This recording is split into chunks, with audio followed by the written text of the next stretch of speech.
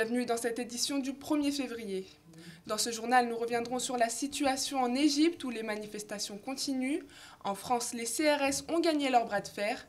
Et à Lyon, dans le 8e arrondissement, un collège est en pleine résistance. 8e jour de mobilisation en Égypte, des milliers de manifestants étaient attendus dans les rues du Caire, d'Alexandrie et de Suez. Le point avec Jean Barrière. 2 millions de personnes ont bravé le couvre-feu le 1er février pour se rendre place de la Libération au centre-ville du Caire. Une véritable démonstration de force qui laisse présager le départ du président Hosni Moubarak.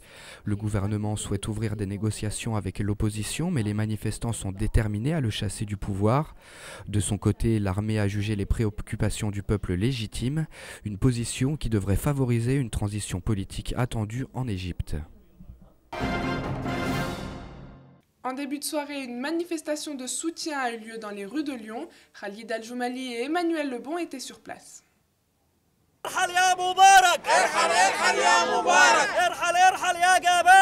Abat le régime, Abat Moubarak. Place Bellecour, dans le centre de Lyon, le slogan était le même que dans les rues du Caire. Une centaine de personnes sont venues apporter leur soutien au peuple égyptien. Une manière pour les expatriés de vivre cette révolution. أنا ليس عندي حق الانتخاب وده أبسط حقوقي وبالتالي نفسي الحركة دي تخلي توجد لنا قيادة سياسية تقدر تستوعب مطالبنا وحقوقنا وكل اللي احنا عايزينه يعني. Si la révolution suscite l'enthousiasme, les inquiétudes sont nombreuses. Depuis le début des manifestations, il est de plus en plus difficile de communiquer avec les proches et les familles en Égypte. انا اتمنى بس ان انا اروح هناك اطمن على ابويا وامي واخواتي يعني انا ما اعرفش اي حاجه عنهم لا تليفون لا انترنت لا اي حاجه يعني حتى التليفونات الارضيه دلوقتي مش شغاله يعني كما يجب يعني انا مش عارف ازاي عملوا كده قطعونا. Dans la foule, très peu d'Égyptiens, ils sont à peine 40 à Lyon, mais beaucoup de sympathisants comme Akram. Akram caché est syrien. À Lyon depuis 8 ans, elle est à l'origine de cette manifestation. Le rassemblement a été vraiment une initiative de plusieurs associations qui sont militants pour le droit de l'homme, qui en ont apporté un soutien. Donc on pense être des centaines de personnes, de petites communautés égyptiennes, des étudiants surtout, et surtout des Français qui sont solidaires avec ce combat-là. La mobilisation ne s'arrête pas là. Samedi, un défilé aura lieu dans les rues de Lyon pour soutenir l'Égypte, mais aussi les autres pays du Maghreb en marche vers la révolution. L'instabilité de l'Égypte inquiète Israël. L'éventuelle chute d'Hosni Moubarak pourrait laisser place au groupe islamiste. Dimitri Wetzel et Brice Nativel sont allés à la rencontre de la communauté juive de Lyon. Richard Wertenschlag est le grand rabbin de la région Rhône-Alpes. Il suit l'évolution de la situation en Égypte avec beaucoup d'attention et se réjouit des aspirations démocratiques du peuple. Mais si Hosni Moubarak règne sans partage depuis 30 ans, son gouvernement est partisan d'un islam modéré. Sa potentielle chute risquerait de déstabiliser encore un peu plus la région. Aujourd'hui, la question se pose, que va-t-on faire de la liberté retrouvée? Si c'est pour donner, je dirais, une grande chance à l'extrémisme et au radicalisme qui toujours existe dans bien des parties du monde, je crois que ce serait un danger pour la paix internationale. Car dans l'hypothèse d'une montée de l'intégrisme, Israël serait bien isolé. Dans la région, l'État hébreu compte comme ennemis l'Iran et la Syrie, alliés du mouvement chiite libanais Hezbollah, et plusieurs différents territoriaux l'opposent à la Cisjordanie et à la bande de Gaza. Israël perdrait donc son unique allié au Moyen-Orient, un scénario qui inquiète la communauté juive. Aujourd'hui, l'État israélien se pose la question, quid de demain? Est-ce que demain, j'aurai de nouveau des interlocuteurs acceptant les accords de l'époque de Camp David, capables de les améliorer, capables d'amener un plus réciproquement? Dans l'après-midi, c'était aux Jordaniens de réclamer le départ de leur souverain, le roi Abdallah II. Frontalier d'Israël, la Jordanie compte de nombreux partis d'opposition islamistes qui s'étaient joints à la colère populaire. Si la communauté juive semble appuyer l'appel des peuples arabes à plus de liberté, elle s'inquiète d'une potentielle montée de l'intégrisme qui nuirait à la sécurité d'Israël. En France, les CRS ont gagné leur bataille contre le gouvernement. Le ministre de l'Intérieur Brice Hortefeux a annoncé qu'aucune des compagnies de Lyon et de Marseille ne serait fermée. Un reportage de Marion Berchet et Morgane Rousse.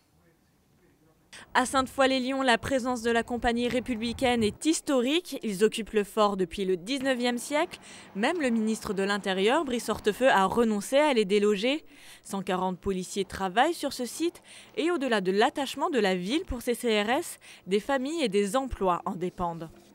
Au total, il y a 170 familles qui habitent Sainte-Foy, en partie, le 5e, les communes environnantes.